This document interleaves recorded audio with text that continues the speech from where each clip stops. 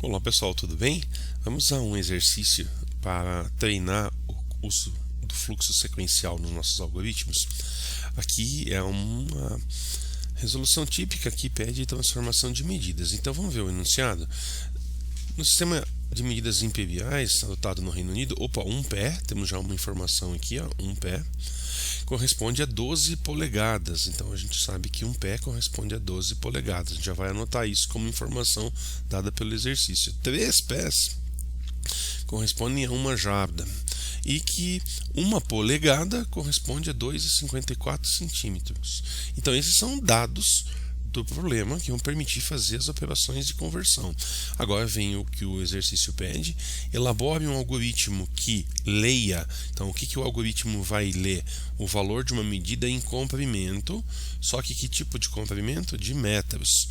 A gente tem que ler o valor em metros e mostra o valor equivalente. Então o que se deseja calcular é pés, polegadas e jardas. Vamos identificar essas variáveis. Então eu vou colocar aqui como para jardas a variável de jardas, polegadas, POL. Vou colocar aqui a leitura de comprimento em metros e aqui o valor em pés. Vou chamar de pés. E aí a gente tem as informações que vão auxiliar a definir o processamento. Então vamos separar inicialmente quais são as informações que a gente já sabe para construir nosso algoritmo. Então, informações de entrada, de saída e quais vão ser as operações responsáveis na construção do processamento que vai transformar essas variáveis de entrada em variáveis de saída. As variáveis de entrada é uma só, né? Não é mais uma, é só a informação em metros, o comprimento em metros. Então a gente já tem aqui que é o nosso M, variável em metros. A saída é o que o algoritmo deve informar ao usuário. Então pés, variável polegadas e variável jardas. Agora, o processamento é como nós vamos transformar a entrada em saída.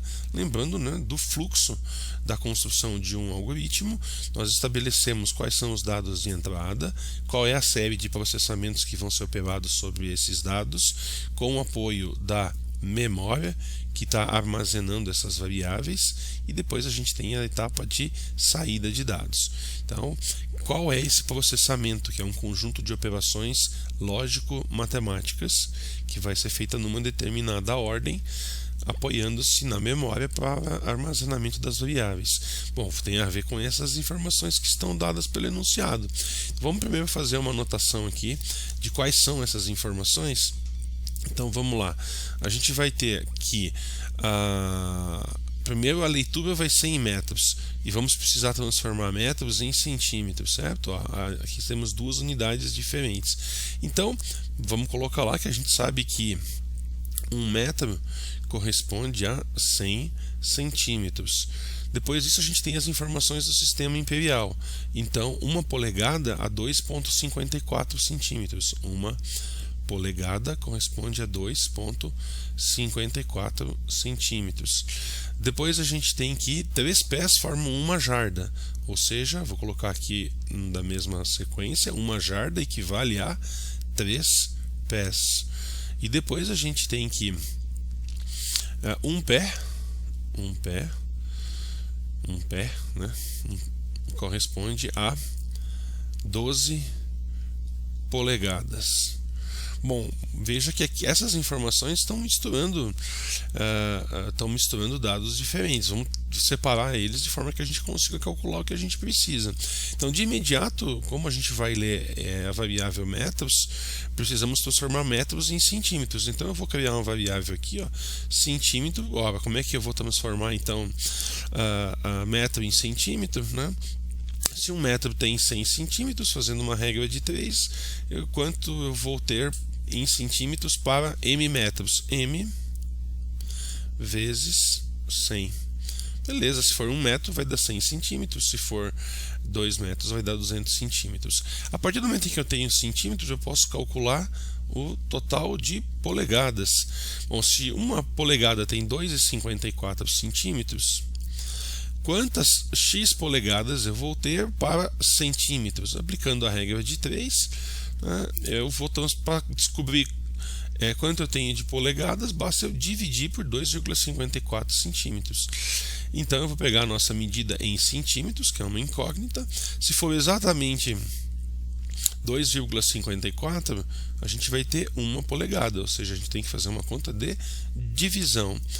Para transformar agora polegadas na próxima unidade que nós temos disponível, pés, né, a gente sabe que 12 polegadas formam 1 pé. Então a cada 12 dá polegada. Como eu tenho polegada, eu preciso dividir polegada por 12 para calcular a quantidade de pés. Então vamos lá. Pés é igual a polegadas divididas por 12. Ou seja, se polegadas forem 12, vai dar exatamente 1 pé, que é o que a gente tinha do enunciado. Por último, com pés a gente vai calcular jardas. Ora, as jardas eu preciso de exatamente 3 pés. Portanto, eu vou pegar o valor de pés e dividir por 3. Então, vejam que apesar daqui a gente ter uma relação de 1 para 1 valor, nós tivemos que colocar todos esses valores do lado da conta dividindo. Se um dia você tem dúvida de como constrói esse tipo de relação, escreve aqui, por exemplo, uma regrinha de 3. Olha, 1 polegada corresponde a 2,54 centímetros. Quantos centímetros a gente tem? A gente tem a variável cm. E essa variável cm a gente quer corresponder à variável polegadas. Então aqui, fazendo uma regra de 3, o que a gente vai ter como resultado? 1 polegada, 1 vezes centímetro. Então, né, a nossa variável aqui é 1 vezes o centímetro é igual ao nosso polegadas vezes 2,54. Como nós queremos descobrir justamente polegadas, o que eu vou fazer? Polegada é igual, passa esse cara para lá dividindo, é igual a quantidade de centímetros dividido por 2,54. Então todas essas 3 fórmulas aqui a gente bolou a partir de uma regrinha de 3 vindo do dado do enunciado do exercício, ok? Então esses eram os dados do exercício. Usando regras de 3, a gente customizou qual é a equação que seria utilizada no processamento. Bom, agora é só a gente escrever o algoritmo e depois fazer a implementação desse algoritmo numa determinada linguagem. As etapas que nós temos vão ser: primeiro, a gente faz a declaração de variáveis seguido da leitura. Segundo, a gente faz esse processamento e nessa ordem está correta: centímetro, calcula polegada, polegada pés, pés jardas. E depois a gente faz a terceira parte, que é o comando de saída ou escreva. Então agora é isso, né? A base do exercício já está elaborada. A gente pode trabalhar com variáveis reais. Então é construir esse algoritmo na linguagem, implementando assim o programa. Era isso.